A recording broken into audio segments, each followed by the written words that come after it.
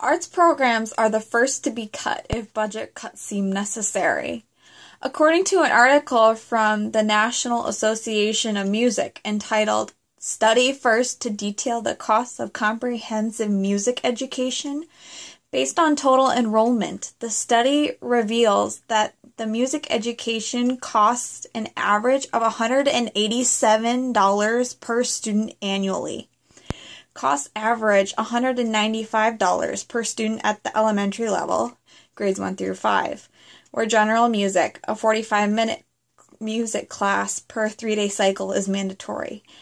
Per student spending in the middle school averaged $189 and $143 in high school, as music instruction is elective at a secondary level. In addition to universal elementary music participation, the study found that over 50% of students in middle school and high school participate in elective band, choir, and orchestra offerings. I believe that music education should be funded through public school systems. According to an article from the Law Street Media entitled School Art Programs, Should They Be Saved by Valerie Malta, students who take 4 years of art or music classes score 91 points higher on their SAT exams than those who took half a year or less. Public schools in major cities, including New York City, Philadelphia, Los Angeles, and Chicago, struggle the most to budget cuts in their music programs. According to that same article from the Law Street Media, in 2008 data, African American and Hispanic students were 2 times less likely to have access to art programs in their school districts in comparison to their white peers. And these students are less likely to have access in those 4 major cities that I listed. Now, you might be asking, how do we save music education? According to an article from the Law Street Media, Core Reforms Engaging Arts to Education, also known as the acronym CREATE, is a large-scale project to bring arts back to the classroom, bridging the gap to budget cuts. This is a legislation that has been passed in California, and I believe that it is something that should be passed throughout the entire United States.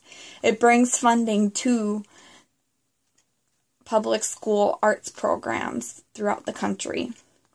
In 2013, the Eugene Education Foundation, also known as the EEF, allotted 30% of its grants to public art education in schools.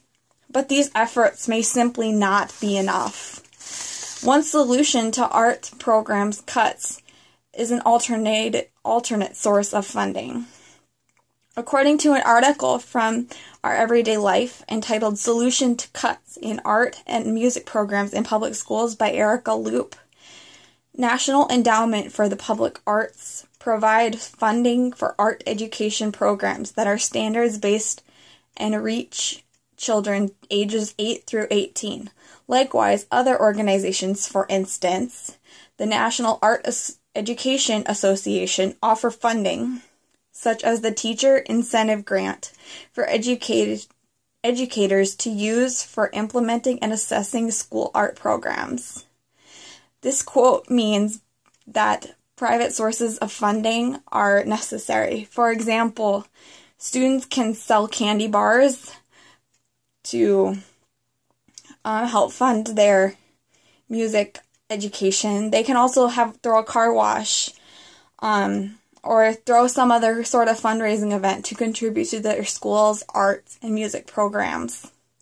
And these are the reasons why I believe that art and music education are essential to a student's education.